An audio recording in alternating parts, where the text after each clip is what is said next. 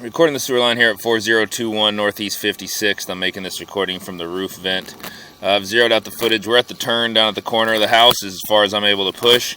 We're going to come back from here, get a footage on the line, get it a locate on where the line exits the house. So coming back from that spot, zero out our footage again. We're in 4-inch diameter concrete pipe. It's a little bit tough to see. There's a lot of stuff in this line as far as roots and buildup and that kind of stuff. Concrete's pretty well worn.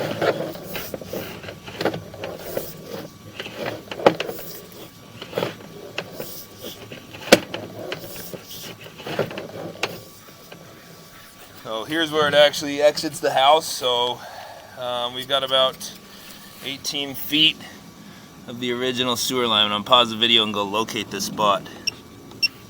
Continuing recording, we've got that located about 7 feet deep as it exits the house on that side of the home.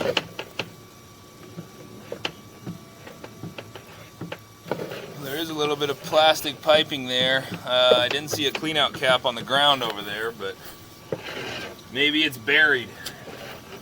But there is some plastic piping as the line immediately exits the house. Then we're coming back up to the vent line here.